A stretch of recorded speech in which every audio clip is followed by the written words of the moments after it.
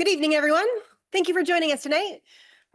This is a hybrid meeting. Should any technical interruption to the meeting occur and the Zoom portion of the meeting is suddenly ended, it will not be resumed, and all items will be automatically continued to the next scheduled meeting. Forgive me as I regulate my voice. We are currently not broadcasting over the speaker as best as we can tell, so I'm trying to, I'm not yelling at you, I'm just trying to project for you. Oh, just to add to the, we'll get to that part. Okay.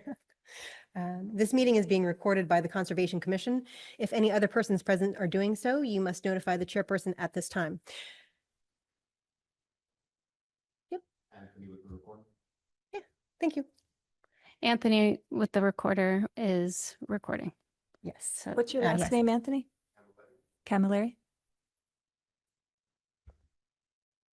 I will call to order this meeting of the Greenfield Conservation Commission at 6:34 p.m., August 12th, 2025. Commissioners present include Erica Laforme on Zoom. Oh. Is it possible to I'm not sure that these are working. Yeah, they're not working. Yeah. The people online can hear us through them, Right. but yeah, we'll I have can to speak louder, yes. I've never been accused of being quiet, so I'll do my best. No, that's okay. But again, if my tone drops again, please feel free to remind me. So as Erica Laforme is with us on Zoom.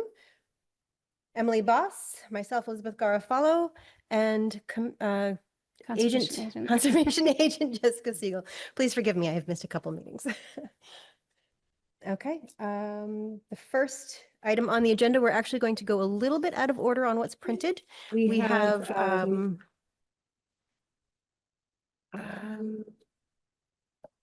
Shlomia Lightfoot from Indigenous Landscape Initiative, and she's present. They're present tonight to inform the commission about their organization, types of work, and land they are looking to partner with, and the opportunity to learn more about the commission's work. Uh-oh.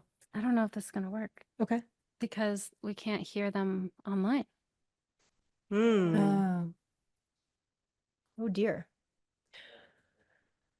All right. I think I need to hear take me? a momentary pause Yes. to try to troubleshoot the issue of the speaker. Right. Should we turn everything off and turn it back on again? Like, and the meeting. I don't know what that means, but that's the typical way to fix things. Is it plugged in? Power off for a second. Turn it back on. Start All again. right, let me just look at this for a second. Okay. My apologies to those online. We are experiencing some minor technical difficulties as it Part relates of to the our issue audio. is that we can't hear them. Right. So whoever's speaking online, we have no cannot. way of hearing what they say.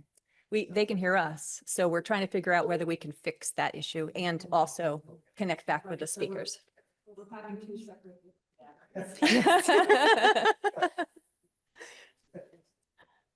don't see anything on this that's a speaker. Out of curiosity, do we have anything to sign in for? We don't really. That work. Who's here? No, Testing. no. That's Thank you fine. though for asking. Testing. Testing. Can you hear me?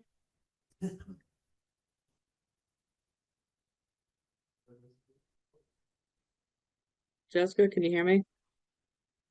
I mean, there's nothing I can do on my. Can other people online actually hear me? You've experienced with that? I can hear you. Well, I don't really want you touching anything, but if you look and you just see.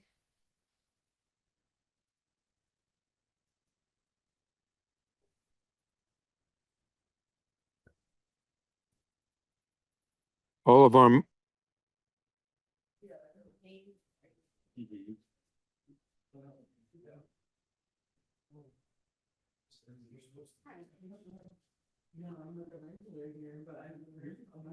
There you go. all our microphones are muted.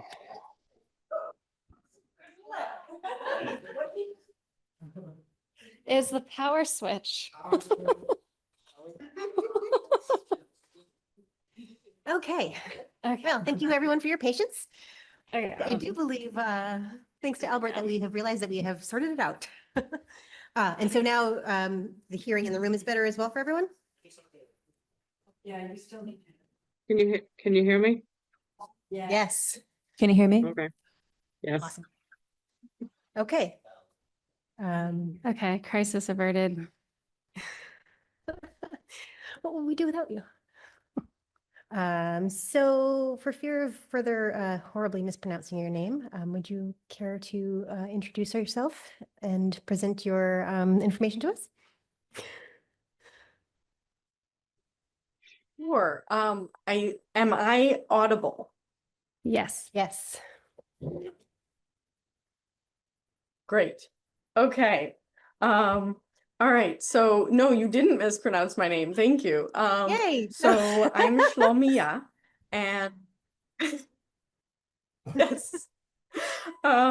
So I am here to talk about the nonprofit organization that I have recently founded, and I would love to talk with you about partnering for land stewardship of conservation land in Greenfield. So the organization is the Indigenous Landscape Initiative. We call it Inland for short.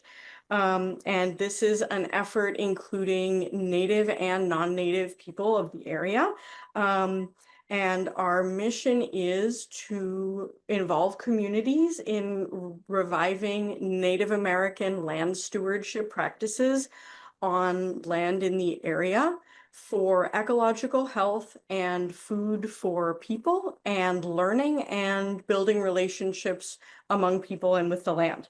So to talk for a moment about Indigenous land stewardship. So Native peoples have stewarded this land for many thousands of years, and their practices produce land that is healthy and resilient, high levels of biodiversity, and resilience and resistance against problems that we have now, like pest outbreaks and drought and wildfire, and also produce an abundance of food for people and for wildlife and excellent wildlife habitat. And with the loss of native land stewardship from a lot of the land, we're seeing ecosystem types that used to be common becoming rare and disappearing. And with that, we're seeing species that are becoming endangered and also disappearing, directly connected with the loss of native land stewardship practices on the land. And the land itself is becoming less healthy and resilient and abundant. So our work, Inland's work, is to bring back these practices, to restore rare and disappearing ecosystem types, and to involve the community, to get people out on the land, to learn, to be involved in stewardship, to enjoy gathering from the land and enjoying the abundance of the land. So we're interested in, and eventually we also want to work on research, ecological research, to learn more about how these practices can be practiced to help the land as it is now, beyond what we already know. And so we're interested in, I'm here to start a conversation about partnering for stewardship of land in Greenfield. And the only other thing I'd mention is that we're here for the long term. I'm not looking for a kind of one-off in-out project, but I'm looking to commit long-term to stewardship for the land and involvement in the community. So that's what I have, and I'd love to hear questions, thoughts. Thank you. Thanks so much, Shlomiya. This is Emily. It's great to see you again. It was nice to make your acquaintance. And I'm glad you were able to reach out and meet up with the Yeah. Conservation Commission. One thing I wanted to mention is that there's some other communities. Thank you so much. Oh, it's wonderful. There are other communities that have collaborations with Indigenous tribes and organizations. One town that I know of is the town of Munson that's doing restoration of Atlantic white cedar swamps, partnering with various groups. So it's just interesting to think about how our communities can help and learn and benefit. And so I'm glad to have this conversation.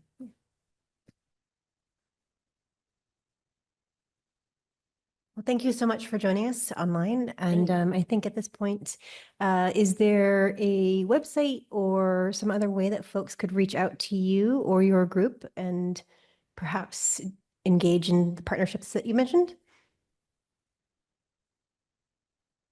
Yes, I can type it into the chat if that would be helpful. The website is indigenouslandscapeinitiative.org. And I can give you my email address also. I'm not that great at typing and talking at the same time. So that's the website, and my email address. I hope I typed that correctly. Sorry, yes. And one of your questions. So those are the immediate contact. Right. Thank you. One of the questions that was in the correspondence, I think, was just what does the Conservation Commission do? And we're a town board. We oversee regulation of wetland and water bodies in the town, of the city. And then also we steward certain conservation lands that are specifically under our jurisdiction. So that's sort of where it lands, and that's how it would make sense for us to be an entity that could work with you possibly on a project. Indeed. All right. Well, thank you for joining us this evening. Great. And Thank you. Now, do you want to go just finish through with the old business or? No, we could just, Then we'll back just up skip to this. Yeah, because Okay. this doesn't require anybody who's present. Okay. Yeah. So we'll move on to the public hearing portion of this evening. And this is a public hearing continued from July 22nd, 2025. Notice of intent, construction of multifamily housing at Stone Farm Lane, map R03, lot 14, DEP number 168-0365. The proposed project will construct 22 residential unit condominiums between two buildings along with sewer, water, and power and similar utilities at the end of Stone Farm Lane. The existing driveway will be upgraded to municipal standards and a parking lot with a cul-de-sac installed. A stormwater management system will be installed in an area previously used for sand and gravel extraction operations. This project's area of disturbance crosses into buffer zone to bordering vegetative wetland, as well as the outer 100 feet of the 200-foot riverfront area to intermittent stream. The majority of the construction will occur outside the 100-foot buffer zone and RA, with a small portion crossing into the buffer zone. The majority of the disturbance within the buffer zone is for the installation of underground public utilities and the new driveway, and the RA is a small portion of parking. This project falls in priority habitat, and the Natural Heritage and Endangered Species Program process for approval is underway. Okay, just to recap, when we ended last meeting, we had requested that the applicant and engineer come back with more detailed information about the stormwater system and present their alternatives that they considered and why they ultimately decided on the system that they had. And the commission would be able to understand it more thoroughly, ask more questions, and then decide if they thought a third-party review was warranted. So, Bucky, do you want to unmute? Yes. Good evening. You can hear me? Yes. Thank you.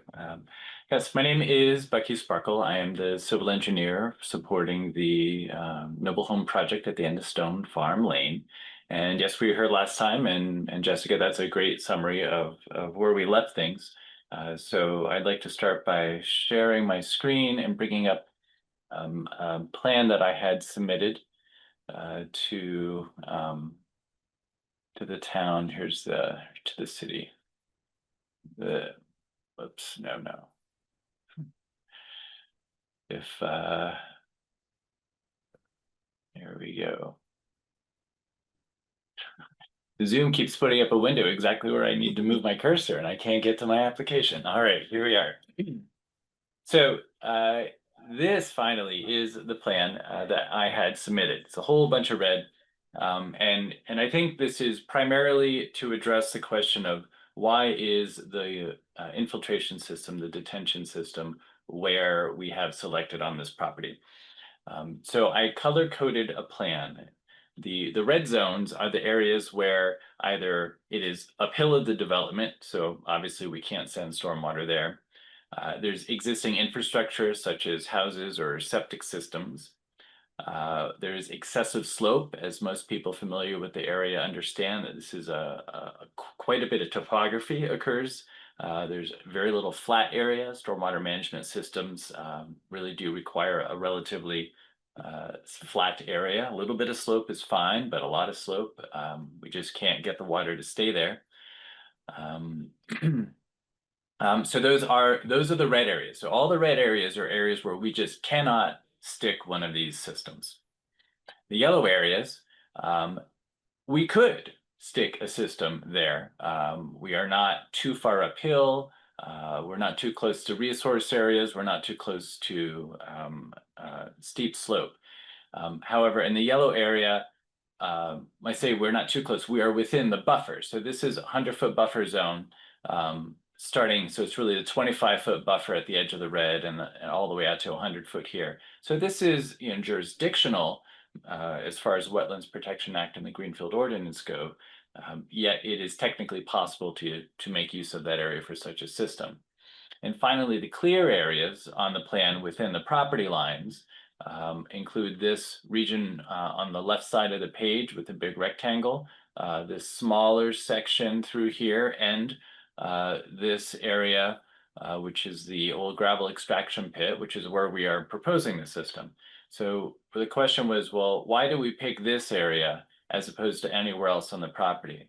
Well, I think the red very directly addresses what's not an option, which is the vast majority of the land. So what I'm going to do is zoom in a little bit over to the other potential location.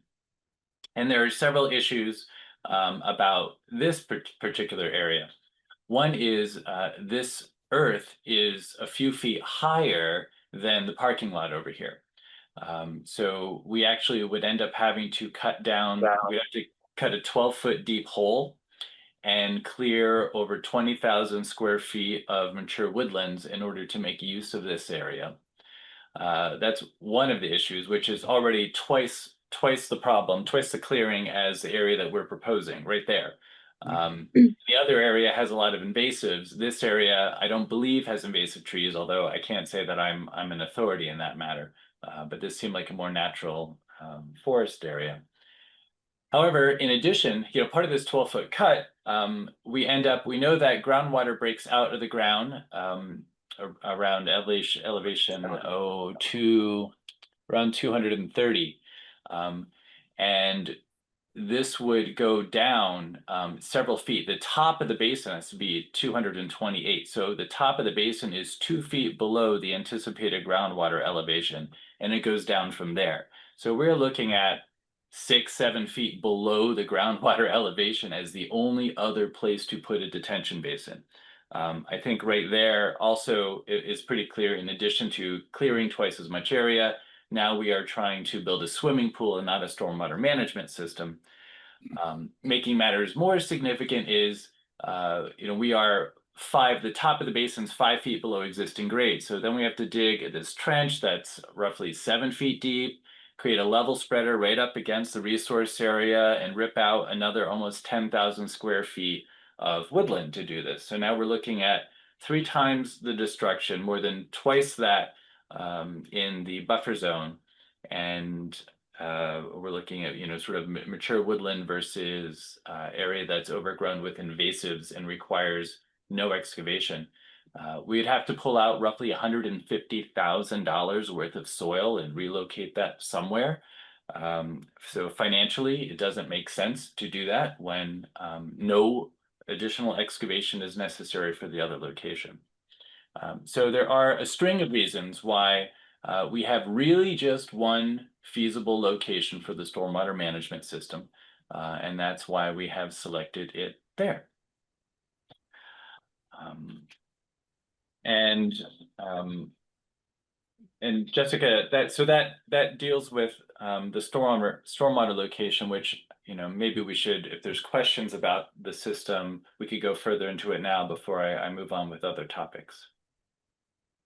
Yes, please do so. Rather go into further detail with the system that you are putting in for the stormwater catch.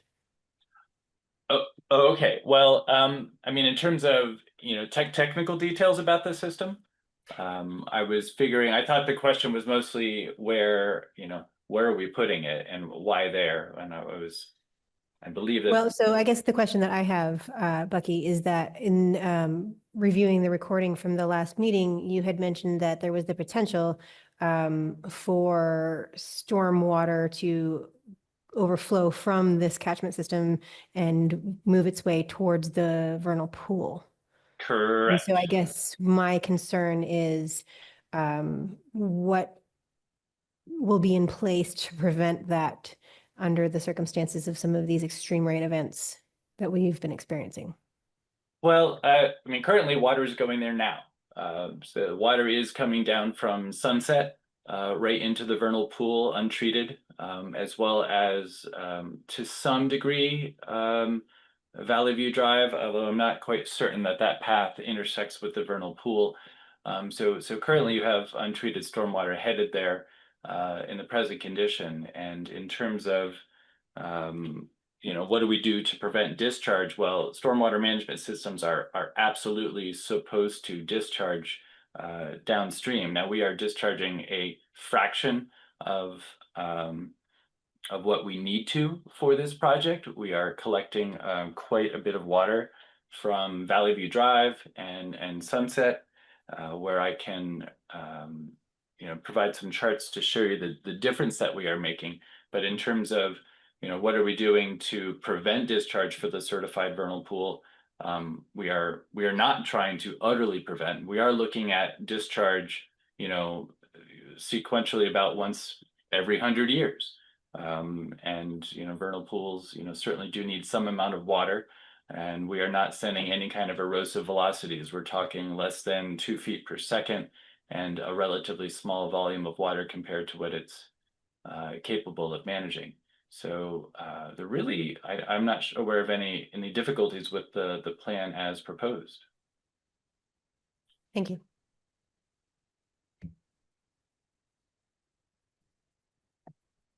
I just want to clarify that it's Sunrise Ave just for the. Oh, I'm so sorry. Yeah, no, it's Thank you. fine. I just There's in a big case difference. people are confused. Yeah. Big difference. The Yeah. other part of the day.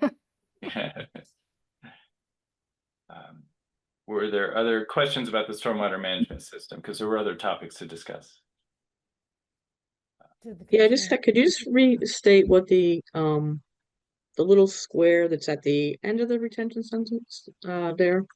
Because I remember we talked about that, but I'll put that on Yes. my screen too. Let me just. I'm jumping there you go. sheets here. Okay. Is that all right? because I remembered it. I remembered it after last meeting. I remember we were talking about it. It's a kind of secondary catch-all, isn't it? Yeah, so let me go to the main project plans from my last presentation that I think I have some more. Yeah, here's showing the contours. So let me zoom in here. So what we're doing, so that this hatched area is a wick bottom where we're having stormwater infiltrate. And storms, you know, once every 10 years, any storm expected within that time period, there's going to be no discharge. I think even although it's not one of the years that, you know, we have to run the calcs for, my recollection was the 25-year storm. Once every 25 years, still no discharge. We really do have to get up to the 100-year storm. 1% chance per year of happening for there to be any discharge. And that discharge would be through a reinforced earth system. So we're looking at elevation 177 to 179. So we're building a 2-foot tall mound. I guess on the edges it's 3 feet tall because we want to make sure we've got, you know, a defined channel. And that square area that has the funny looking hatch in it, that would be an armored riprap zone. So should water come out, it has a 10-foot wide weir to flow across. So it's not, you know, a pipe end with a concentrated flow. It's a very broad, gentle sluice way to allow water to easily reach the ground this way at very slow speeds and therefore non-erosive velocities. Certainly much slower than anything that would be coming down this hill in concentrated form. The 100-year storm, there's going to be some serious streams ripping down here, pulling all sorts of material down. But that would not be happening due to the quiescent basin and this riprap overflow.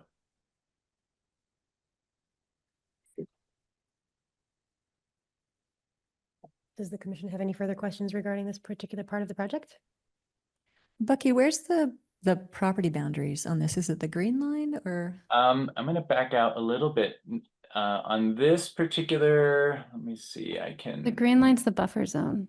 Okay. Yeah, this is the property line.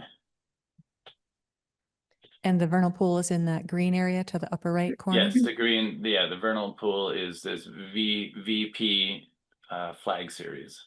Okay. And is it generally downgrade then from the system, or because I can't quite tell from the Yes. line. Well, this area is pretty flat. So and it's so flat that the contours get very, very confused. You can see a whole bunch of squiggle lines here, but generally, so this is one contour. It is slightly down gradient. This whole run, which, you know, the first 50 feet is almost dead flat. So again, there's nothing accelerating the water that would be discharged, but the low point, it would be coming through in this location through here, would flow and meander around and then come into the pool through this direction. Now, we saw pictures of the area last time, and it seems like it's pretty natural right now. I don't remember exactly what's there, but trees and shrubs, that kind of thing. Yeah. Is that correct? Correct. Okay. Yeah, So, it really looks like another part of the woodland. I would not have identified that as a vernal pool, but that's how we bring professionals in who know what they're talking about. Exactly. And it's great that it's a certified vernal pool, so we know exactly what we're dealing with. Yeah, so I wonder if there has been any consideration of enhancing that area in terms of plants that could, provide additional protections during the 100-year storms, and because we are having heavy storms more frequently, obviously, we all know that. Sure. I mean, we hadn't considered that mostly because, we weren't going to mess around with the 100-year or 100-foot buffer to that. However, it wouldn't be unreasonable to attempt to plant. I mean, we were talking about something low growing and shade tolerant and drought tolerant. I'm not a plant person, but I'm sure that some sort of species could be installed. And if I just create a little circle, so somewhere in this area is where the water would flow through as the closest catch point. And if the commission were interested, I'm sure the applicant would have no difficulty in going out and taking, several not ceilings, plugs. It would probably be a plug kind of installation, I would imagine. And we'd put up erosion barriers and just make a few small holes to get those in, so virtually no soil disturbance. But I'm sure we could install that. I would just want to talk to a botanist to get a recommendation on the species. I don't trust myself to make that call. So there are a number of nurseries that carry native to the county species that would be suitable for such a planting. And I know for one, I would be very pleased to see that added to the plan to further mitigate any potential runoff. Sure. Yeah, I'm, and I can see Noah's face, who's my client. If he nods, then I'm just going to say, yeah, thumbs up. So we will make sure that we have a recommendation from, do we work with Oxbow on this one? I think it was Oxbow Associates. No, it was Conservation Works. I'll get Conservation Works out here. They were the ones who did the species review for natural heritage. So we'll get them to make a selection unbiased that is county native. Now, if I'm not mistaken, doesn't Natural Heritage have a list of plants for just this purpose? Do I remember that from previous, Wait, what's the question? list of native to the county plants that would be appropriate for such a planting? I have You have a that list? Okay. but I don't, it's not from Natural Heritage. Okay, Was there another one that, I think your list would be perfectly fine. okay, yeah. Well, we'll I can coordinate with provide that. Jessica, make our submittal and define the area where we want to install those to have the greatest impact. I think it's a fine idea, and the reality is forest litter, the cruft and dead leaf fall. It's a great sponge, but once that if there's enough water to move it, which these velocities shouldn't be, but if there is enough water, then it would be nice to have a ground cover that could effectively act as a filter, a screening catch. So no problem. Thank you. Bucky, you mentioned the wildlife report. I looked through the materials and I just didn't see it. I don't know, is that one of the things you that we mean received? The biological survey, Yes. that is in the NOI submittal package, additional info and botanical survey. And it's, let's see. Yeah, it's on page, I don't know, page 7. I could share my screen, but it's a lot of text. Could you or Bucky summarize it? No, Bucky's got it up, I think.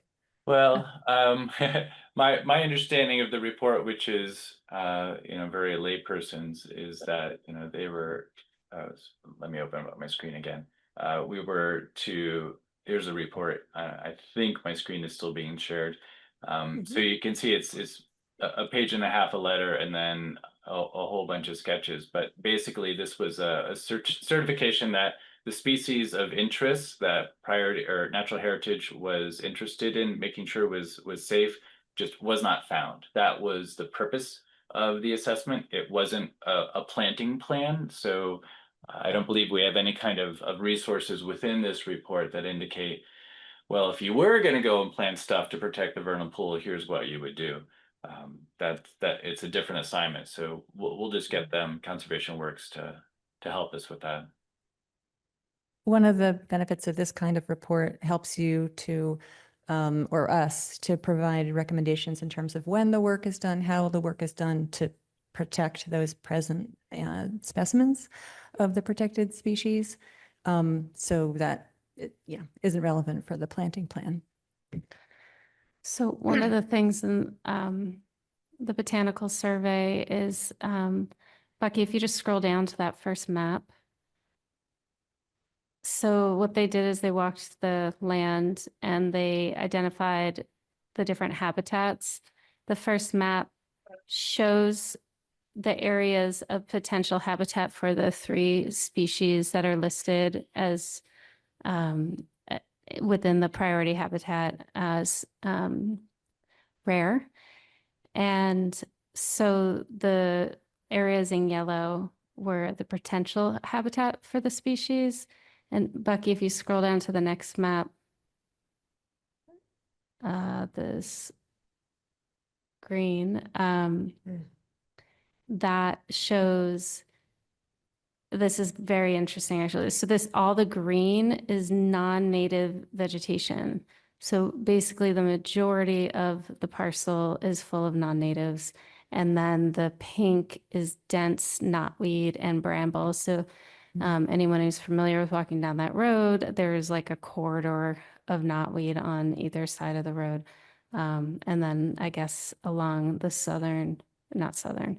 the eastern, northeastern kind of area of the parcel boundary is also dense with knotweed and bramble. And then, is there one more? Let's see if there's one more. Okay, and then the last map is the meander survey track that they took. And they took various photos at those points. So that's what the biological survey provided, with the photos following that are labeled on the map. You said meander track? Can you define Yeah, that? the meander track is labeled in the key on the map. There's like a line and it just says meander survey track. So I think they walked the property and mapped their path that they walked. I see. Yes, that's the GPS tracing is what you're looking for, the device they had with them.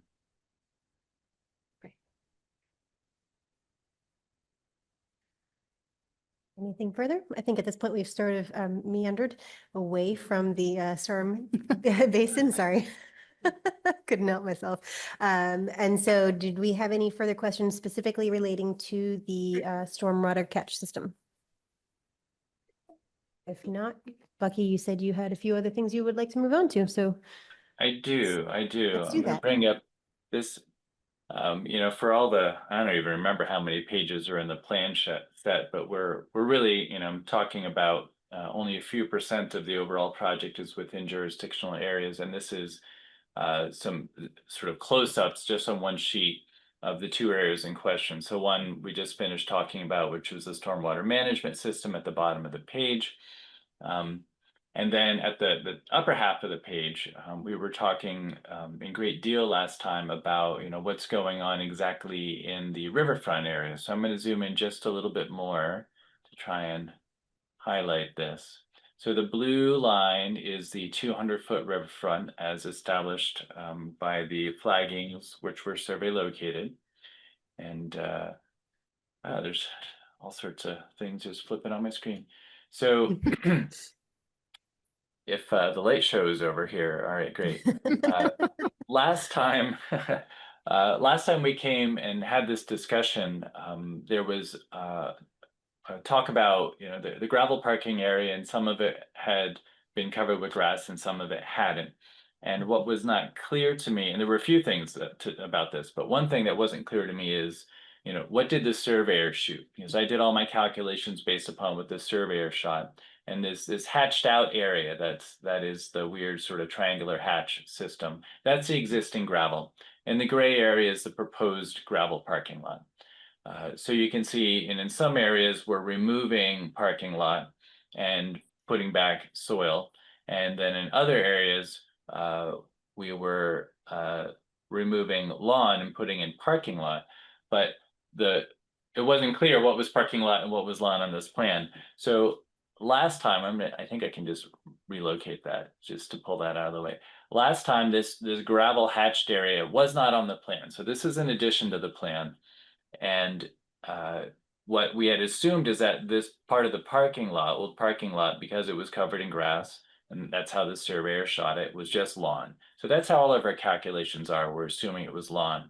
But I did go back out there last week, and it really does seem clear to me that if you were to scrape away just a little bit of grass and the inch of topsoil that has accumulated over the decades, the original parking lot is still under there. So I'm going to put that area back. So that is previously developed parking area, which our application assumes is grass. However, we had a big discussion about gravel and grass and parking because it flips the numbers. Are we improving the riverfront area, or are we degrading the riverfront area with this proposal? It kind of hinges on a definition of what an old set of gravel in a parking lot, or rather in a riverfront is. So in various discussions and in talking with Mark Stinson at DEP, it is not very clear. There isn't a good hard and fast answer. It is very much up to the commission's discretion. So that's what I'm trying to hopefully get here, is a consensus from the commission.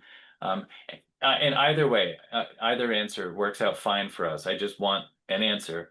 And the question is gravel deposited in a resource area at some point in the past considered fill today whether or not it's coated by grass and a little bit of topsoil. If this were a pile of gravel placed 40 years ago in the riverfront, would the commission say, oh, look, it's covered with grass, that's riverfront, we need to protect it? Or would the commission say, oh, no, that's gravel, human beings placed that there, we don't care that there's an inch of topsoil on it, it's fill, get rid of it?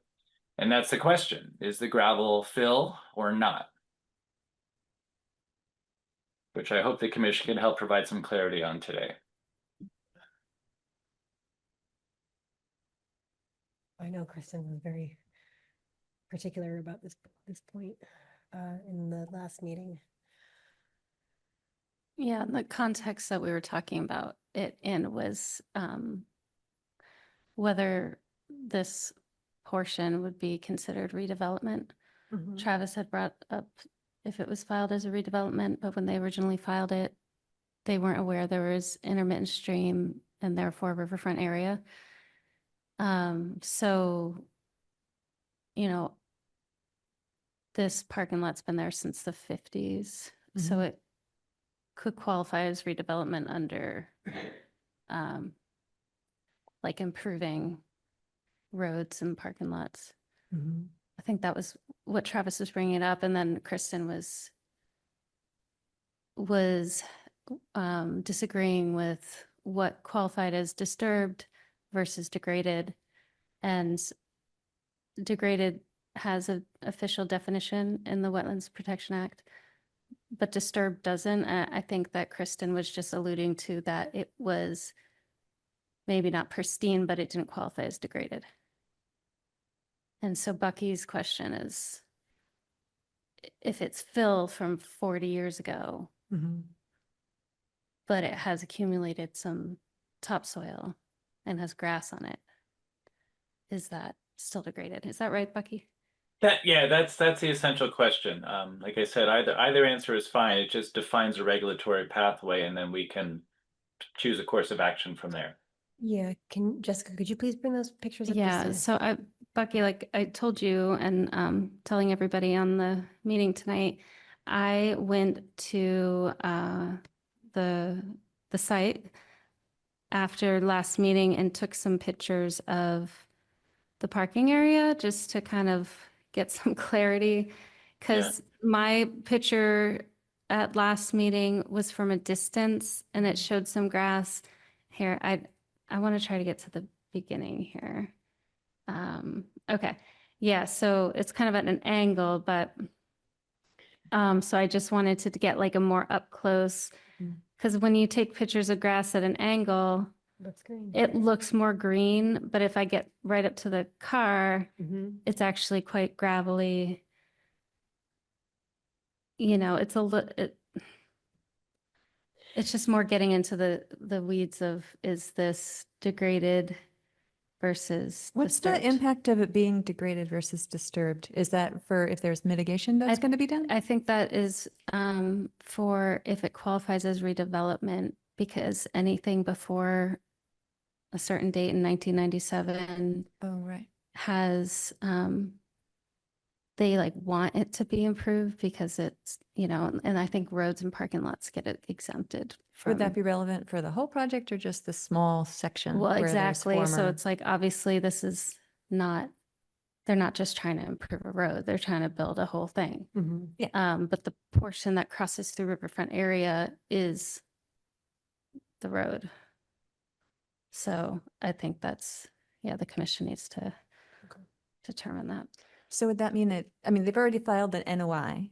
Would that mean anything different for their filing with us? Or would that be something that ripples out into I think the it would planning just, board it would just, discussion? impact your decision on On the NOI? on the NOI, yeah. Okay. So it's for riverfront area for the Wetlands Protection Act, but because the Greenfield Wetlands Protection Ordinance mirrors that, the same standards are applied to this project within riverfront area.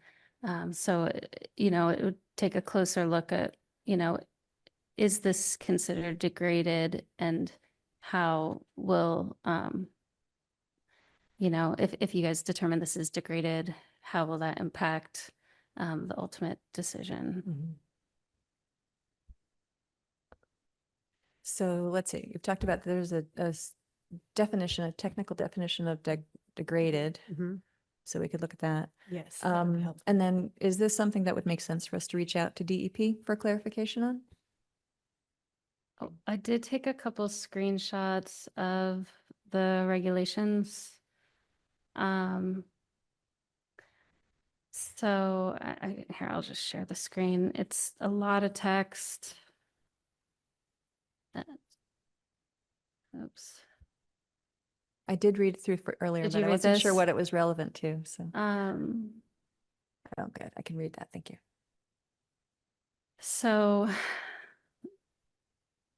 certain activities or areas are grandfathered or exempted from requirements in riverfront area. Any excavation, structure, road, clearing, driveway, landscaping, utility line, rail line, airport, blah, blah, blah. Bridge over septic or bridge over 2 miles long, septic system or parking lot within the riverfront area in existence on August 7th, 1996. Maintenance of such structures or areas is allowed, including any activity which maintains the structure, roads, limited to repairs, resurfacing, repaving, but not enlargement, clearing, landscaping, etc., in its existing condition without filing a notice of intent for work within the riverfront area, but not when such work is within other resource areas or their buffer zones. So this is talking about exemptions. There was another one that everything doesn't go in the order I save it in, so that's helpful. Shoot. I'm gonna stop sharing.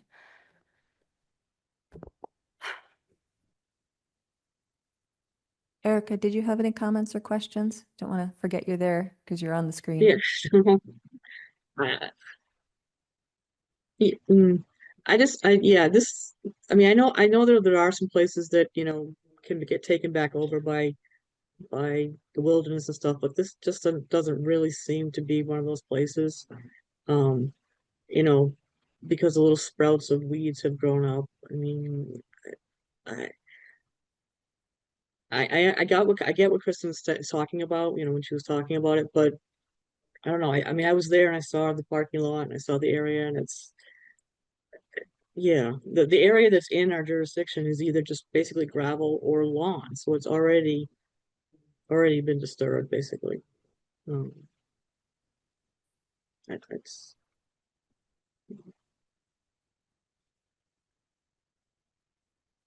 So Erica, just so I'm clear, are you feeling like this is degraded? I'm feeling this is more like this, that it's more like a redevelopment, like making what's already been disturbed or degraded. Better. It's yeah, better, yes. Gotcha. Okay. Thank you. I know the two words confuse me, but yes. Yes, but me too.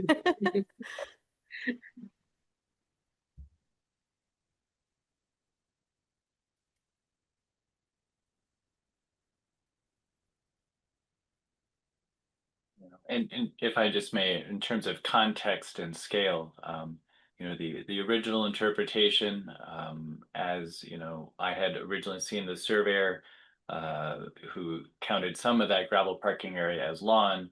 The original application said we were going to be disturbing a total of 43 square feet of riverfront that is lawn and turning it into a parking lot. The reality, I think, is actually the opposite because of the existing gravel in the old parking lot, where the proposal as is restores 147 square feet of gravel and will convert it back into vegetation. So, you know, we're not talking about massive, we're not talking about thousands and thousands of square feet. It's 43 feet one way or 147 square feet the other way. So to an extent, I think we're kind of splitting hairs a little bit. Like I said, I wanted to find answer. We can work with any answer. But at 43 square feet, I'm not sure how much time and energy the commission is really interested in spending on resolving this. An NOI has already been filed. Mhm. So in some ways, we're acting as though it's within our jurisdiction. So I'm not sure where the exemption would come, except maybe in the decision of the NOI would say, well, this isn't. Well, it was more that the same performance standards, it doesn't count as new work. So they have different, it's like I see. they get, people who are doing redevelopment projects are allowed to improve the existing conditions, and it's not the same performance standards that are applied to new work. Okay. And those are projects on places that weren't in existence prior to, I believe, was it August 7th, 1997. So I looked at aerial photos to confirm this road and parking lot was there since the 50s. Mhm. So, And so I guess the question then remains, is the standard to which this will be adjusted, or rather fixed? Yes? Whether the- yeah, so I think the nuance is the section in our jurisdiction of riverfront area is improving on the existing conditions. The remainder of the project that's outside of our jurisdictional area is not a redevelopment project. That's like a project. Right. That's new work. But that's not in the riverfront area. So that's something the commission needs to kind of deliberate on. So if it's outside of our Yeah. jurisdiction, we don't have it, our opinion doesn't matter in this. Well, what I meant was like, because it's not just an NOI to improve the road, it's an NOI for A full redevelopment y- or a or development for a project. development. The section that's in our jurisdiction could be a redevelopment, but it's part of a greater project. So that's, Yeah. I think, how the conversation is nuanced, that, Okay. yeah.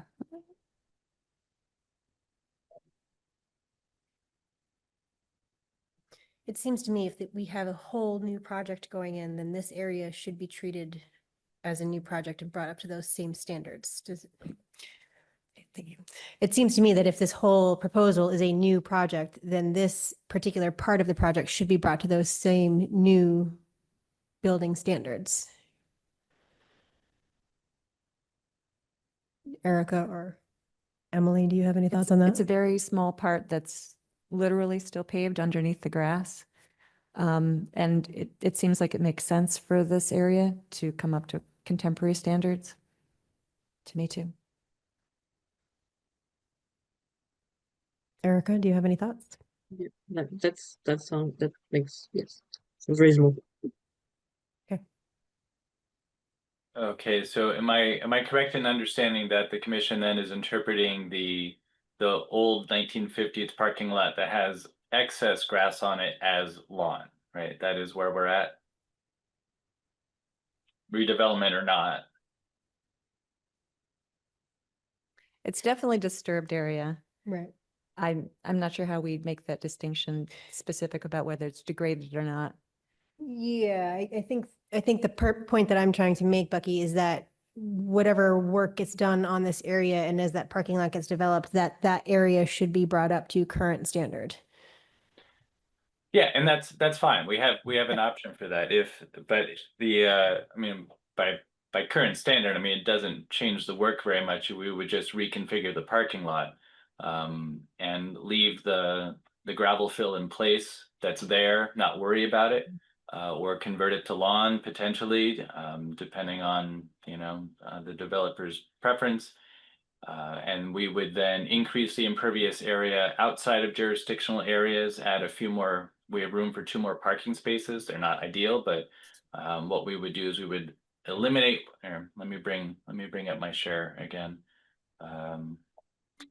To show you what we're gonna do if the commission wants to protect the purple area. Because that's my question, is the purple area riverfront or is the purple area fill? In terms of standards, right? If it's fill, then we don't have to worry about it. We're helping out the environment. If it's riverfront, which is really what I'm trying to find out, is that what, is that what the commission is seeing that as? If it's riverfront, then we would eliminate one parking space within the riverfront area. Let me zoom out a bit. And then we would take this large parking area and we would drag it closer to the riverfront and create parallel parking over here. We would have a fragmented parking space. There would be some weirdness to it. But I don't want to take away, like, we're already reducing the existing parking from 17 spaces to 16 spaces.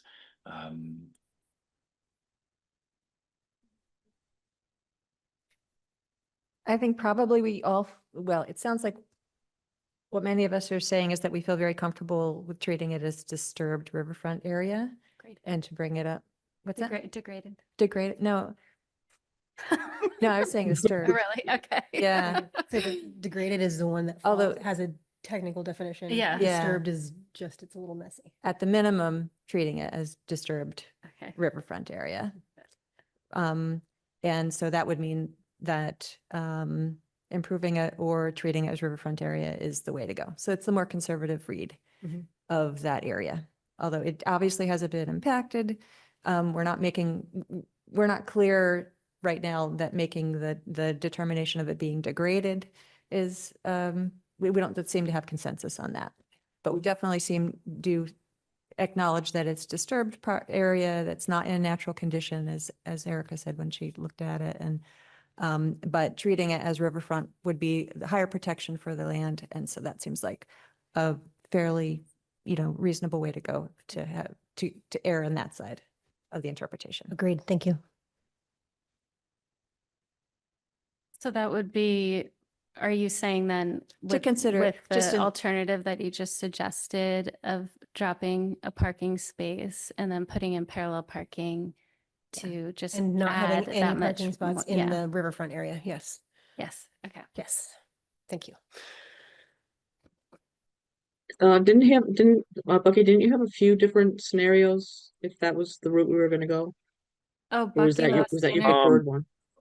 Bucky Oh. just let me know he just lost his internet connection momentarily, so Okay. hopefully he'll be able to jump back on. But I'm sorry, what was the question? I don't know I if I thought can when I help was you out. looking through, when I was looking through his materials that there was a couple of different scenarios if we decided to go this direction. I know one of them was taking away parking space. I thought one of them was some mitigation. One of them was, I can't remember. I thought there was 4 or 5 different options. And I just wondered if you could kind of go over them and, Oh, is gee, I don't know this- if I could, is this if I could is this rattle the them all preferred off. one? Okay. But if I remember correctly, we actually have quite a number of more spaces than required, according to the zoning bylaws, especially for the 2 duplexes. So I think we're certainly able to get rid of 1, if not 2 spaces, without any problem. Because the 2 duplexes, so there's 4 apartments, we're only required to have 4 parking spaces in that zone between the duplexes. And we have quite a few more. So Bucky would have to confirm that, but I don't think there's a problem reducing parking spaces if that is what the is amenable to the board. No, I guess I was just wondering if that was his preferred solution to this, or out of the ones that he had listed. Yeah, but I guess Yeah. I guess until he comes back, can't Yeah, I'm sorry, I don't can't answer recall. that. So, Noah, there's a phone number he can call in on if he doesn't get internet, if he wants to join Oh, by that's, phone. yeah, let me see if I can, It's on the agenda, or I can read it to you right now if you want to just text him. yeah, I'm sure, yeah, I'll try to text him and, Let me know when you're ready. okay, thanks. I mean, I know he has the agenda.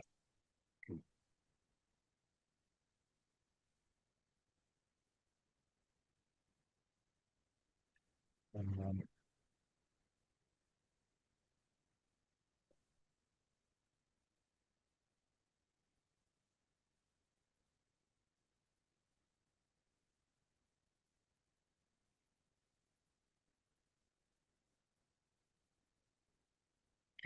He just said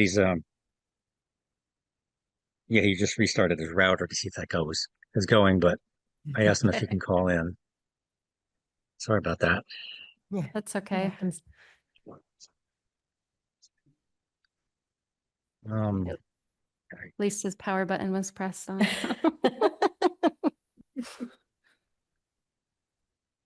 right.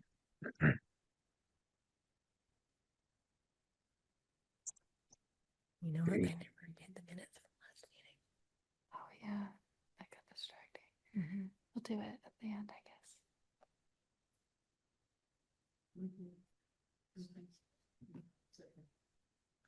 Surprised I forgot to do that. I think. So how much time do we give them before we say that we're moving on to the next item of business and they're just gonna be? I don't know. Noah, do you Yeah. want to, if he wants to call in, just so we can keep it going, and then if his internet boots up. Yeah, he said he's gonna try to call in. Oh, he did try? I think he said he's gonna try. Oh, he's gonna try. Okay. So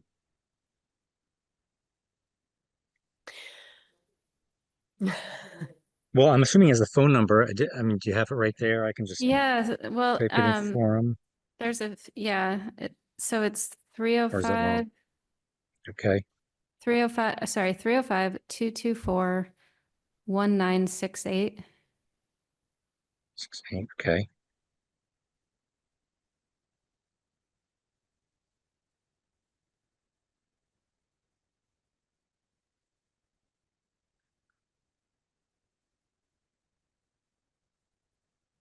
Okay.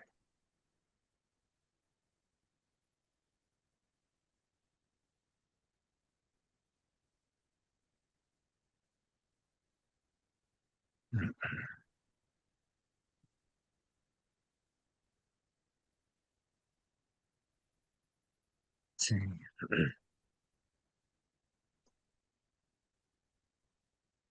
All right, I'm gonna make a call and say that we've got about 3 more minutes. Okay. And if Bucky's unable to connect in those next 3 minutes, then we'll have to put this on to the next. If Bucky's unable to Yeah. connect in the next 3 minutes, I'm just saying it into the microphone so everybody else can hear me too. If Bucky is unable to rejoin us in the next 3 minutes, we will be postponing the remainder of this hearing until our next commission meeting, which would be on August 29th, August 26th. 26th, excuse me. But we won't have a quorum. Oh, right, but we won't have a quorum on the 26th, so that means that if we will move this into the meeting that would take place on September 9.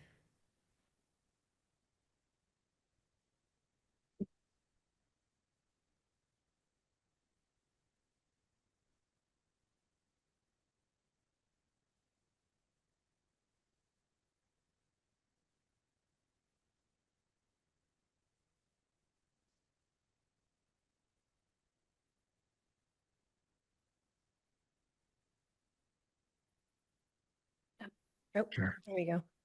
Oh, is he back? Ah. There you are. Well, thank God I have a cell phone. I have just lost internet at my building. I'm sorry. So I won't be able to share my screen at this point. But I think we're mostly into a conversational phase. And obviously you've probably had some conversation while I've been scurrying around with my head cut off. So just to make sure that we're all on the same page here, because I'm not sure exactly when you were bumped off, but Erica actually had a question about various options that were alternative to the spots that were in the riverfront area. Erica, would you like to pose that question? I just noticed, when I was reading through the stuff that you had said, if we went this direction, I think you listed like 4 or 5 different options of things, and I just wondered, is the parking space removal the best one, or is that the one that's easiest for you, or what, or? Well, I mean, the easiest thing would be to just lose one more parking space. But partly that is not exactly mine to give away. I would really prefer that the owners approve that. It also may be, I can't imagine that parking space is there by special permit, but it's 12 bedrooms in those two buildings and they have 17 parking spaces. So that's one for everybody plus a few guests. It was a reasonable amount. We figured that we could live with 16. I hate to knock him back to 15. So if we do remove that parking space, we would, in all likelihood, find a way to recreate it somewhere else. It does get awkward in doing that, and it does increase the impervious area in ways that I would rather not do. But it preserves that 43 square feet of gravel / riverfront, depending on how you're looking at it. Which is why I was looking for the commission to say, is that an old parking lot and we don't have to worry about it, or is that riverfront and we do have to worry about it? So my alternatives actually only apply to one of those circumstances, and I'm not sure that I understand that the commission has a defined answer that it is an old gravel parking lot. Yes or no? I think the answer that we provided was that it is in fact riverfront. Okay. All right. Say it's riverfront. So yes, we can eliminate a parking space, but we probably recreate it somewhere else. That is absolutely possible. We could potentially just eliminate it. If No, that, I saw you raise Yeah. your hand. No. Bucky, I mean, I don't mean to interject, but no, yeah, you're yeah, the- we're happy with. I mean, there's 4 apartments there. According to the zoning bylaw, we're only required to have 4 parking spaces. It's 1 space per unit, not per bedroom. And additionally, I do know by myself and Valley Housing Co-op is happy to get rid of several parking spaces. They're not Okay. necessary. Then So we'll drop the that's one our- on the end. That's our first option, get rid of 1 or 2 or whatever we need. Yeah, And we don't need to recreate it. Right, losing 1 parking space reduces the impervious area by 340 square feet and flip-flops the ratio from 43 square feet of disturbance to 162 feet of restoration. So drop 1 parking space and then we are improving the riverfront. No problem. Wonderful. Thank you. Did the commission have any further questions or comments regarding the riverfront area? No. Okay. Bucky, Yes. did you have further subjects to bring to us? No, I thought those were the 2 primary things that I recall from the last meeting and that came out in the minutes. I mean, I do have a little more information in terms of, the regional benefit that the stormwater management system is providing. And we are treating something like 200,000 square feet of runoff from the uphill subdivisions with this system that is currently, untreated pollution headed downhill.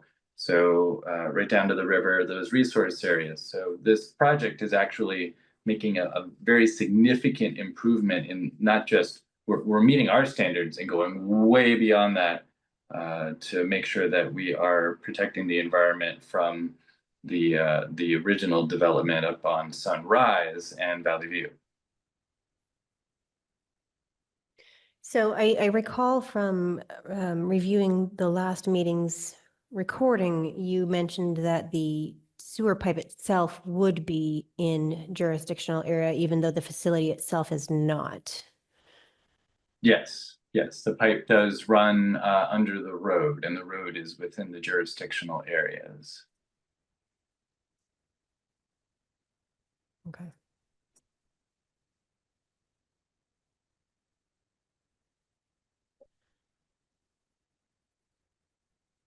Questions from the commission at this point? Any other issues to bring up?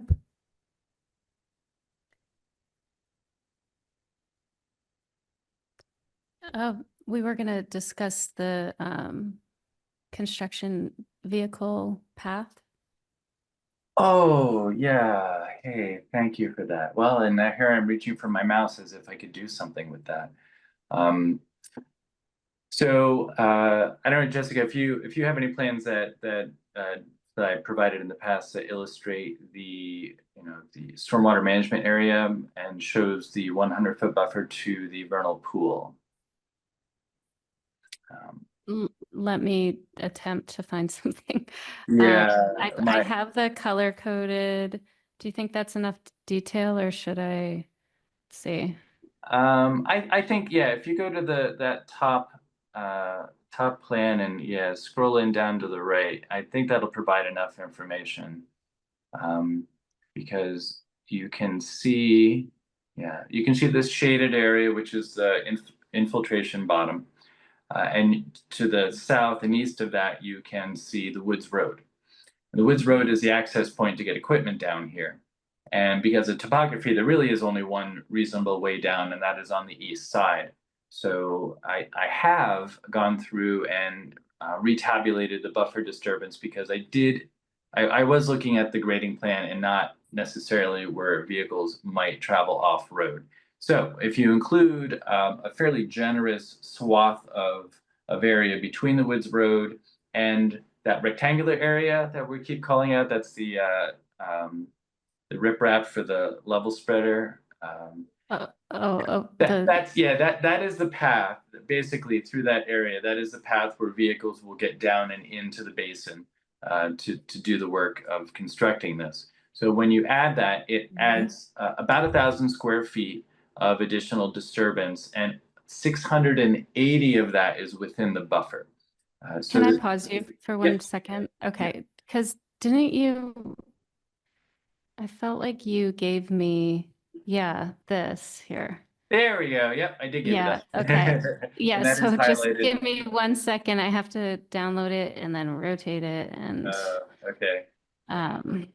Just one more and technological then hurdle. maybe we'll kind of restart your explanation so that we can listen to it while we're looking at it. Okay, let's see. Yeah. There. Okay. Yep. This is All better, right. right? All right. Yeah, so there you can see there in the magenta line, that is the limited disturbance. So assuming vehicles are coming from the Woods Road, which is in gray, heading north into the construction area, they're going to be going through the buffer. So that the whole area added, I think, just under 1,000 square feet of disturbance. And within the riverfront, I think that, or not the riverfront, the buffer, I believe that was 680 square feet of additional buffer disturbance. So the overall project is disturbing more like 122,000 square feet instead of 121,000 square feet.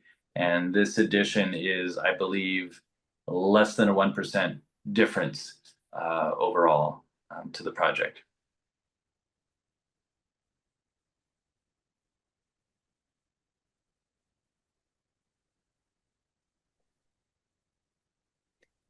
So they wouldn't go further down the Woods Road than that entrance point. Right. There's no further infrastructure down there.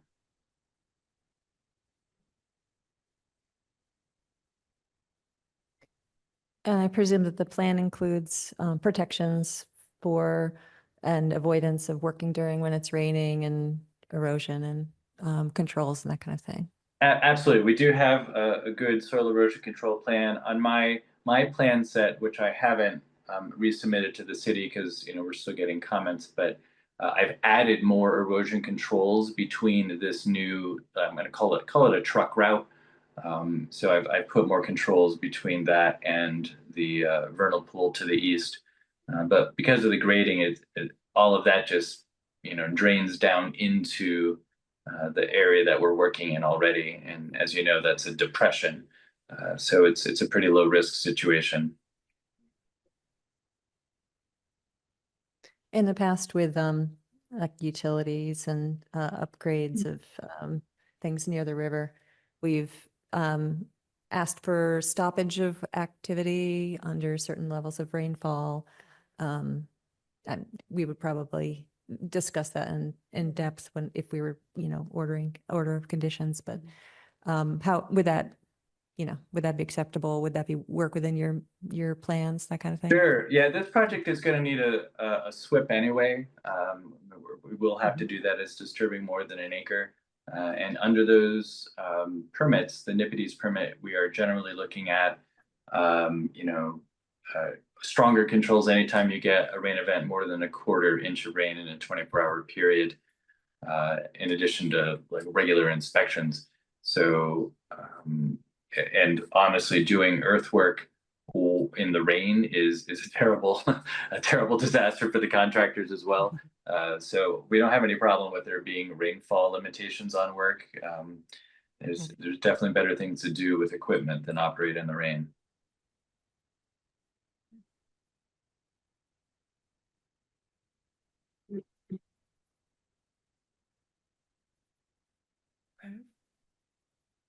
Erica, do you have any questions? Anybody else have any other questions or comments regarding the equipment movement on the commission?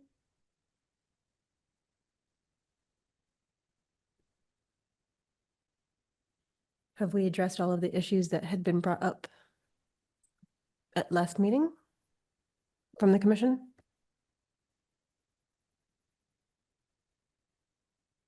Well, actually, there was towards the end of when we decided to continue the meeting, we were talking about snow and where snow piles were located and the possibility of requesting certain, if they're in jurisdictional areas, whether or not to ask if they wouldn't be. But that was kind of right when Kristen called it. So we didn't quite tackle that. Okay. That topic. And yeah, so if we could maybe revisit that so there's clarity. I believe Bucky's plan showed the most logical places considering like plows, but Bucky, do you want to bring up that plan? He's not. I don't think I Oh. can, Oh, sorry, unfortunately. sorry. No, that's okay. My brain was reverting back to Standard procedures. Yes. I can do it. Let's see. It's probably in the number 5. Let's see.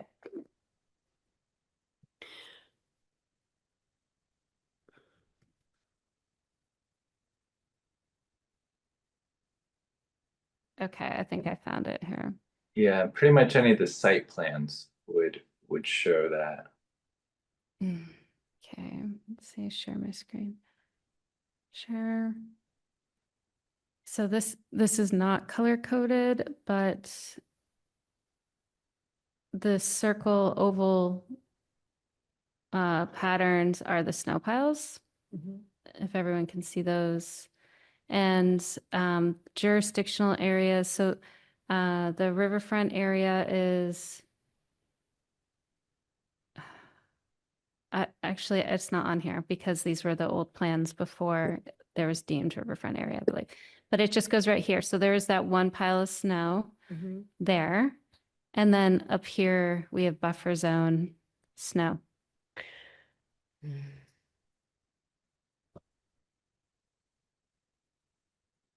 What's the area that those ovals are going to be on going to be? Is that lawn or grass or something else? Yeah, it is lawn.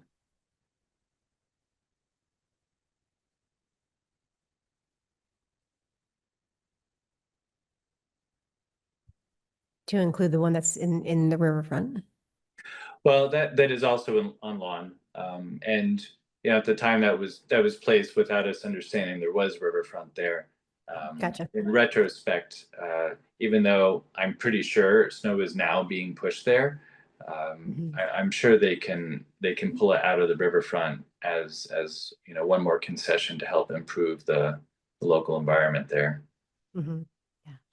Yes, that would That be. makes sense. Yep. Yeah, that would be preferable. Thank you.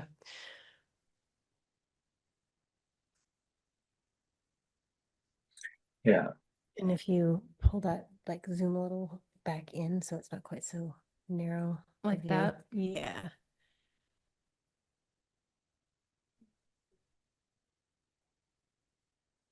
I'm just trying to decide to see if there's, and obviously I'm probably not the best one to look at these plans to determine this, but like if there are other places on these plans that any of those piles that are in the buffer area might go rather than where they are. I believe, the west side of the circle, and it's going to be station, if you can read it, 11 plus 50. That area is outside of the 100-foot buffer. And although it's going to be pretty steep, that doesn't preclude snow from being pushed there. I have concern that it might be pushed into the swale. If snow is pushed into that swale, that's a problem. And you're not allowed to push snow into any kind of BMP, and the swale would count as that. Gotcha. Thank you. But there is some area there that I'm sure they can pile snow. And depending on it, part of this is, talking to the plow drivers and see what is feasible and viable for them. But I'm pretty sure that, we can keep it out of the riverfront. We can, at the very least, minimize it within the 100-foot buffer within the circle. But we can also designate an area to the west of that circle as a potential. It'd be more of a windrow than a pile. I just don't want it going down the hill. Right. No, I agree with that. Yeah, minimizing the buffer impact or piling of snow as best as possible would be preferable. Okay, so. However, I definitely hear what you're saying about the swale. Sure. Yeah, we can easily reduce the impact within that buffer.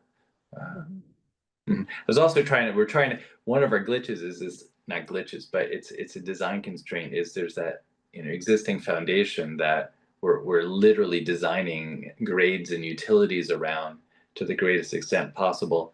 And unfortunately that does put some restrictions on what we can and can't do. I would rather, from a practical standpoint, put all the snow there because it's outside of the buffer. And we may still be able to pile some snow in there, but I'm pretty sure that we can designate areas outside of the 100-foot buffer in the riverfront, just blank across the slate. That's not a problem. Great, thank you. Any other commission questions, concerns, insights? Erica? I just wanted to bring up a major concern that's been brought to us by the public, which is the impact on wildlife. The areas that we're looking over are fairly small, in terms of square footage, but the overall project is bigger than that. And one of the strongest pieces of feedback that I heard last time, and through various other channels, was to make sure that the impact on the wildlife will be minimized. And so I want to see if we want to consider further exploration of that. We have the inventory that was done, that was contracted by the landowner and the contractor. The botanical survey? Right, exactly. I was just looking through resources that MACC has, and when there's a question about wildlife habitat, there are different levels of report that they give examples of. There's a simplified report, and then there's a more detailed report.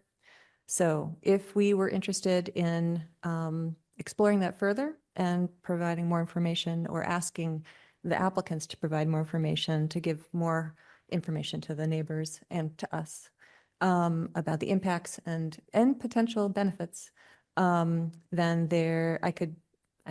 I'm not on Zoom right now, so I can't share the link, but I could send it to Jessica and to share with the other members of the board. It'd be nice because it's a third-party form.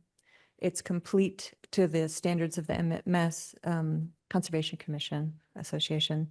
And so it's looking at more than just the presence, or it seems it's a little bit more holistic. So that would be a suggestion that I have for us to consider. And I'd be happy to share that with you. guys to, And then we could also put the link into the minutes so that folks could access it themselves if they wanted. Okay, I'm a little confused about, so it's something that the applicant can do to get a higher level study? Is that what you're saying? no, it's something that we can request that the applicant, and this, we might consider asking for the applicant to use a contractor that we have requested so that it's, again, it's an independent source of information, or at least, one that we decided on. So it'd be above and beyond the report that they've already done, but it's something that fits standards that that's part of our, community standards for conservation commissions. And you can Yeah, I read the same thing, Emily. Okay. I was reading I was reading about, and it was saying that, yes, we mainly focus on wetland and that stuff, but we're also responsible for wildlife, and if we're concerned any all about the habitat, that we can ask them to please get us a new study to make sure to determine the impacts on habitat. So can I ask what the criteria for evaluating such a study would be then? Because obviously they're animals, so there will be an impact. What is the criteria for pass, fail? What's acceptable, not acceptable? I'm not sure that it's a pass fail. It's more gathering information about what the impacts might be so that we could make recommendations for the project, or if we feel like there's a major issue that comes up that wasn't got in the inventory, that could be addressed. Okay, and is this within the jurisdictional areas of the Wetlands Protection Act? Or a broader reaching aspect? I would recommend that we ask you to do it for the project as a whole. The inventory was done for a project as a whole, and it would benefit us and presumably the neighbors to have that information as well. Yeah, I well, was- under NHESP, that we have to do the property. Right. Mhm. And this is separate from any process with natural heritage. We're not involved in that because that isn't triggered by the types of habitat mapping that are done on this land. Now that When you're I was reading about it, Emily, for everybody, it seemed like it was, yes, there's the Wetland Protection Act, but as far as being a conservation commission, this was one of our other areas that we Yeah. that we are responsible for, was wildlife habitat. So it doesn't have to be just in the wetlands jurisdiction, it can be the entire project. Right, it's- thank you. Good Gotcha. clarification. Yes, thanks, Erica. Do either of you remember the name so I can look it up? I've got it here. Do you have it? Mhm. Yeah, I'll get that.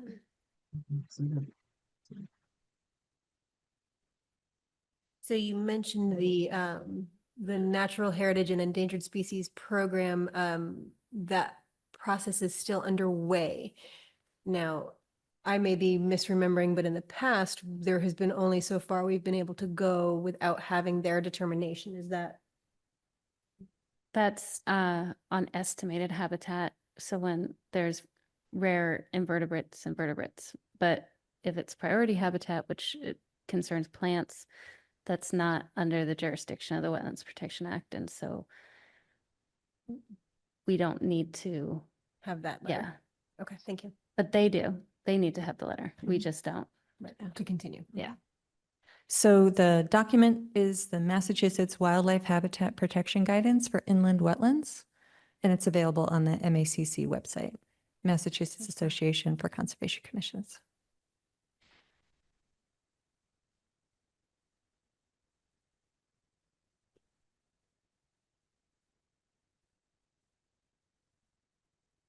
Okay. Further questions, concerns, leftovers from last time?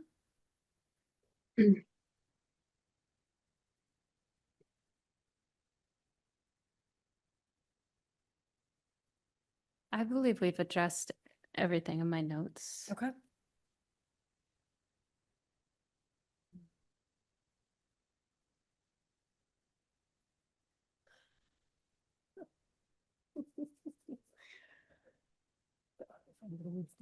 All right, so where do we go from here? What are we looking for next? So it sounds like we would probably continue this hearing so that we can Or are we making a recommendation now for further information from the applicant? Mhm. Or both? I think that's what I'd be suggesting, is that we continue to the date that you suggested earlier, which turns out it's in Ninth. September. September 9th, yes. And if all the members here are agreeable, that we ask them to do an additional wildlife habitat assessment. And then the question would be, who would be recommended for the contractor to be? And Jessica, I don't know if you or Eric have a list of people that we typically work with in this kind of situation, or if you could make a recommendation of that type.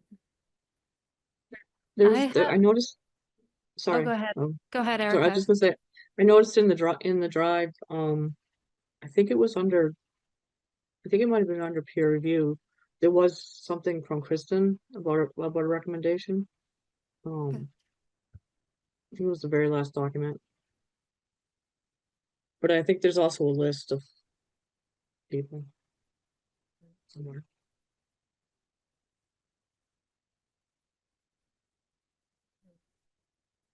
Okay. So Is this then, something we need to make formal and vote on and stuff, or? yes, so I believe at this point, what we would do is make a motion to Here. continue. Oh, Sorry. at this point, Erica, yes, we would make a motion to continue till September 9th. So moved? May I get a Oh, second? second. So we will be voting to continue public hearing, notice of intent, construction of multifamily housing at Stone Farm Lane, map R03, lot 14, DEP number 168-0365, to the next meeting where we will have a full commission, which will be September 9th, 2025. And starting the vote with Erica. Aye. Emily? Aye. I'm also an aye. We will continue this hearing until on September 9th. Okay. I feel like we're at the Oscars and we're being played off the stage. Yeah. I'm like, oh, timing of the music was perfect. Okay. So, do we need to do like the comments portion or should I email them with the suggestion of the peer? So I'll look it up tomorrow in the office, figure out who we recommend, Mhm. and then And then let them know. Yep, with, that'd be great. with Thank the you. more information about the The review. mass wildlife habitat. Okay, great. Perfect. Yep. Okay. Okay. Thank you, Becky and Noah. Yes, You're thank you for your welcome. time. And thank you Thank for you. clarifying some of those points for us all. No problem. All right, I look forward to getting the pre-approved list for the evaluators. Okay. Good night. Thank you. Good night. Thank you. Okay. And we were not doing that out loud. So we did this. Yeah. This. We're not doing, We are gonna do this, yeah. okay. But I can read the Read that into it. Okay. So I'll do the old business read off first and then you do that. Thank you all of you for coming. Thank you. Thank you. Yeah. Okay, go ahead. The mayor has authorized the Department of Planning and Development to proceed with the surplus property distribution process for parcel 2-7-0 with the intention of selling it to a direct abutter. The owners of 109 Montague City Road, parcel 2-8-0, Joel and Christy Tognarelli, have requested to purchase this parcel that abuts their property. Commission to provide written comments indicating if the property is needed for any city purpose. Okay, so I have a screenshot of the parcel in question. And Curiosity. I've read so much stuff that I'm confused. one moment for the When you people get online. An expert through you guys are vetting. Mhm. Yeah. Yep. That's what I Okay. thought happened. Thank you. Yeah. Yep. Okay, so I'm sharing my screen for the parcel in question. It's a sliver Mhm. that abuts this parcel to the east. Mhm. They would like to purchase it. The city now owns it. Okay. We have a member of the public that submitted some information that I will read, but just to clarify, I'm showing all the resource areas on the screen. What are the roads, Jessica? I'm sorry, What are the roads there? the road. This is Montague City Road right here, this road. Okay. And then the other ones are the side streets. Currently, this is a right of way. This is kind of an interesting, it looks like lawn, but I'll show it on the Greenfield map too, Oh, so you can see. so we can see better. So it's down here.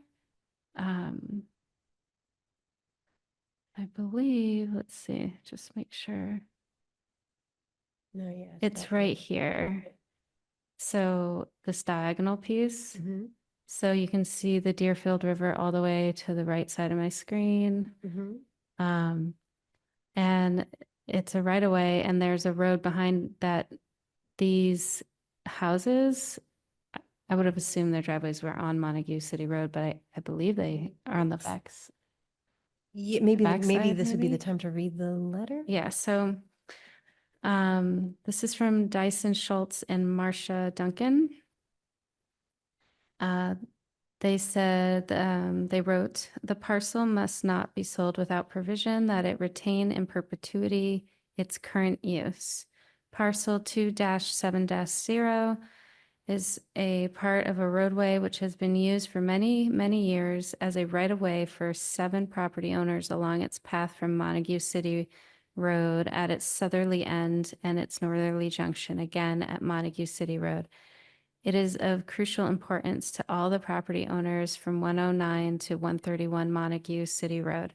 The reason for its importance stems from the fact that access to these properties via the northern end of the roadway rises steeply at an angle of approach too extreme to allow a fire truck, ambulance, moving van, or large delivery trucks, or any vehicle pulling a trailer without risking damage to the vehicle and or the pavement.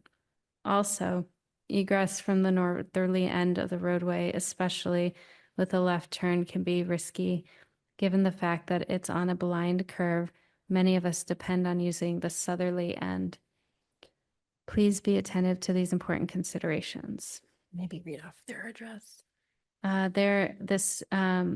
Yes, for the record, Dyson Schultz and Marcia Duncan of 127 Montague City Road in Greenfield.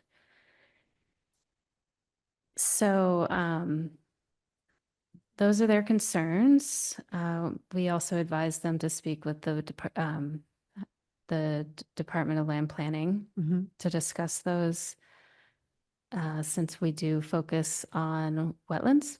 Mm-hmm. So just back to the screenshot from ARC map showing the jurisdictional areas. So the Deerfield River, again, you can see on the right side of my screen, with the riverfront area in green increments. And then on the left of my screen is a wetland. But there's no mapped wetlands on this little stretch. Mm-hmm. So So the violet area, basically the right of way, is the property in question? yes, this little tiny sliver. And it's owned by the city at this time? Currently, yes, and they were considering selling it to the owners of this, and they're looking for a positive recommendation or a negative recommendation from the commission, as well as, let's see, let me just bring up the memo so I get it accurate. We need to indicate the property is needed for any city purpose, if any special conditions should be attached to the sale, and any additional information which may be appropriate or useful for a determination. So in terms of wetlands, There's some nearby, but not on the property itself. Correct. But the concern that was brought to us by the public was regarding the access available. So if that was Yeah. sold to one entity and they then did not allow anybody to continue to have access, then that would have, you know, Right. the stated negative. Yeah, effect. so their concern wasn't necessarily for the current owners. It's for Mm. if the current owners sold their property and then future owners didn't understand the situation. Now, Do we maintaining- have any? Go Sorry, ahead. I was just gonna say, do you, do you know whether, they sent that to all the boards that were involved? It's not just us, I assume, right? It did not seem, wait, if who sent it? The It's folks the, at Rogers. the Dyson Schultz and Ursula. Yeah, it did not seem as if they had contacted anybody but us. But because Really? Okay. I referred them to talk to the Department of Land Planning, and I'm also going to give this to Eric Twarog tomorrow. Yeah, because I would, it seems like that would be more of a, something to bring up with zoning or planning or. Yeah, Agreed. Yeah. But in terms of the commission, I don't see any reason for us to hold this property back. There doesn't seem to be Right. any resource relevance. It's not an access to resources or anything of that nature.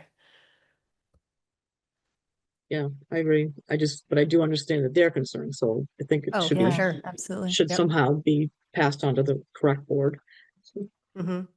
And it seems like it's a simple thing to include some kind of right of way in the deed. Yeah. Yes.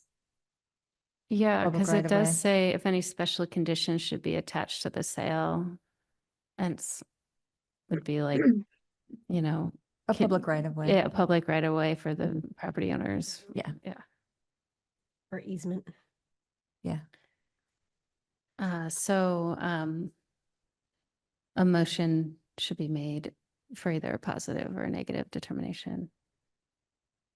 And positive means what and negative means what in this situation? Positive means you're supporting the sale Okay. to those people who want to buy Recognize. it.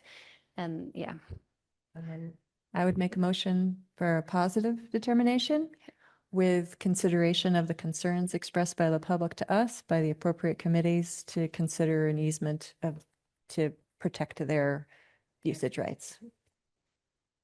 Second, excellent. So we will vote to make a positive determination regarding parcel 2-7-0 with the intent of selling it to the direct abutters owners of 109 Montague City Road, parcel 2-8-0, Joel and Christy Tognarelli. We do recommend that the sale of this property take into consideration the current use of the road and that a easement or a perpetual public use access be associated with the said sale. Oh. And then so we vote, right? I said we'd vote. Erica, aye. Emily, Aye. I am also an aye. I was just so proud of myself for getting it all right. I know. That was a very nice, like, compilation, putting it all together there. And there was nobody here to witness it. There's people out yeah, there. Oh, They geez, there haven't are left people. us. All right, and so that's it for that other business. And then it looks like the last thing on the agenda is conservation to hold elections for chair and vice chair positions. I spoke Can with we do that. that? I spoke with Travis earlier and he said, because I had never been a part of this vote, so that it really just comes down to somebody, one of you three, making a motion to nominate. Those who are already Yeah, holding and that then position. and then you vote on it. I make a motion to nominate the current slate to continue for another term. I'll second that. I just had a question. Can we nominate somebody who's Abstention. not here? Who's not here? Yeah, abstention. Yeah, because Kristen is not here. She did write via email that she had no problem continuing through the Okay. year, even if she doesn't continue her Yeah, she may enter yeah, town. then Right. we can We'll just kind figure of that out. redo this at that time. Okay, so Okay, we, then that was a second. so we will vote to maintain the current chair and vice chair. Erica, Aye. Emily, Aye. I am also an aye. Thank you. Thank you so much. All right, I think that's, sorry, I keep stealing your agenda here. I think that's everything that we had on our agenda for the evening. So that having been said.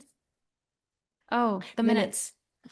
minutes. Oh, Oh, we didn't do the minutes at the I- beginning. We forgot Oh about my the I was gosh. so No. concerned with our big Yeah. agenda that I, And yeah, and then the volume and. oh, yes. Oh, yeah, the volume threw me all off. All right. So let's see. Can we get has everybody had a chance to review the minutes from July 22nd? Yeah, I think so. yes, I had a Have couple any comments, questions? but do we want to do the motion first, or? Yes. Could we get a motion to approve the minutes from July 22nd, 2025? Make a motion to approve the minutes I'll second. of whatever you just said. Fair. So moved. Yes, Uh, Simone. In So you- discussion? Yeah, so you've got a few comments you said, Erica? Yeah, I just had a couple, and I think we're really, it was a long minutes. Page I know, 3, it's like page 12, paragraph 2. I know. Page Page 3, 3, okay. at the paragraph, I think near the bottom, starts with Rachel Leffler. Yeah, Okay, I just wondered if maybe clarifying that the neighbors have been experiencing the flooding prior to the center school construction. yes, I can do that. Just so that it doesn't look like it's the center school's Yeah, fault, that but it's, yeah, totally. that was Um, already.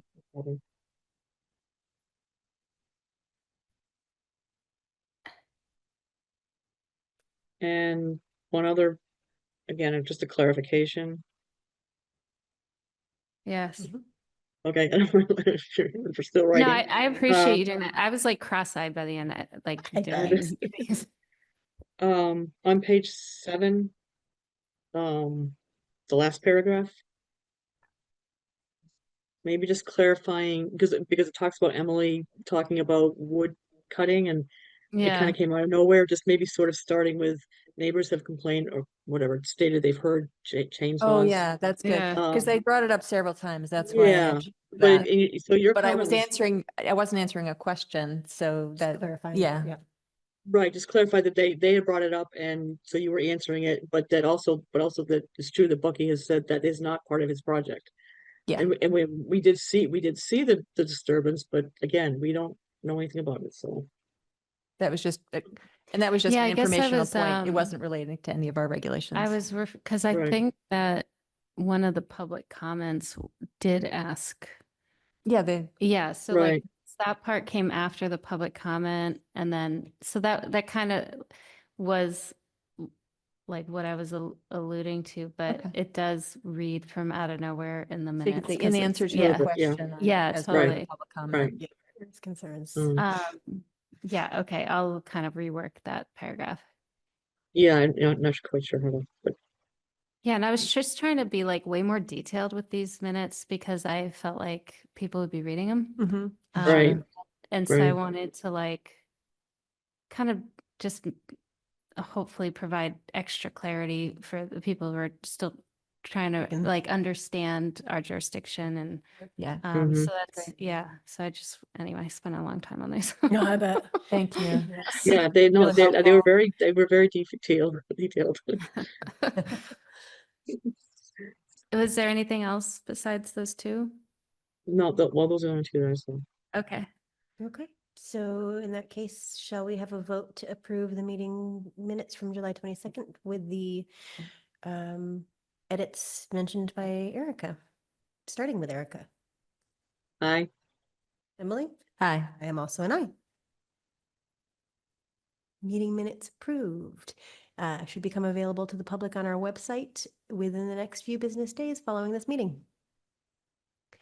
And I just wanted to mention that we didn't get to talk with Shalomia very much, Mm.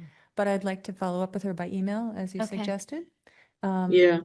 And see if maybe we can schedule a site visit with members of the commission to, talk about potential collaboration. Well, also, I mean, even tonight, there were things that came up that sounded like they might be kind of a neat fit, and I didn't want to just like not Yeah. having, I don't know, Right.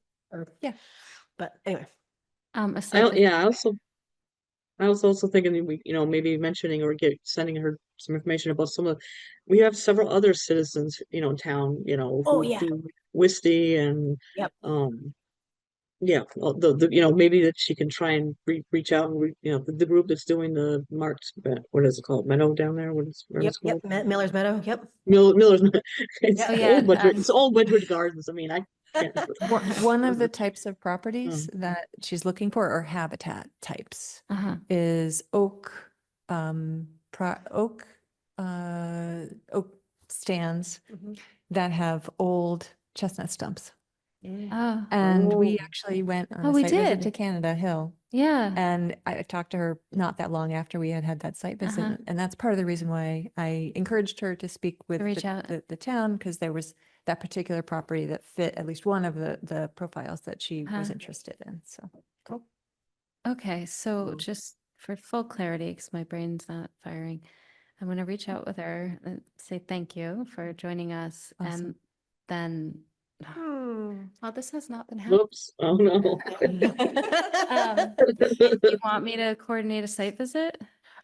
if you're if people are interested in that, I would be interested in doing Okay. that. It'd be nice to have more of an opportunity to talk with her. In like Yes. a more casual Yeah, exactly. manner. Okay. And that's a property I believe that might be of interest, and that we Okay. could sort of We could meet understand there better. and like talk more and Yeah. walk it. Yeah, exactly. Okay. Yeah. I did feel a little bad, like she was a little bit sort of rushed, or just sort of Compressed. wasn't a lot to, yeah, it wasn't a lot of time to discuss. Yeah, and it seemed hard to like, I didn't want to open it up to the public at that point or tonight, Yeah. just because Yeah. everybody had had the opportunity already to contribute their thoughts and concerns to this subject. Yeah. And I felt like Right. she might get wrapped into that if that public comment had been opened at that point. Yeah. Right. But yes, Well, it's she's a good starting point. yeah. That was just a Yeah. good way to like start it, and I'll just follow up with her and then it can keep going. Yeah. Great. Thank you. There's actually several years ago, we actually planted 2 chestnut trees over at GTD. Oh, really? Griswold. Yeah. I don't know whether they ever lived or not, but it was the Well, Chestnut Foundation. I think the Chestnut Foundation or something came Oh, and cool. Oh yeah, That's with the great. hybrids maybe? Cool. yeah, I don't know, yeah. Neat. Shall we close and then any further discussion can be offline? Oh, yeah, sorry. Sorry. No, good, Got good, all carried good, all away. good. All right, so can I get a motion to adjourn? So So moved. moved. All right. Second. Second. Make sense out of that. Take your pick. So we will adjourn this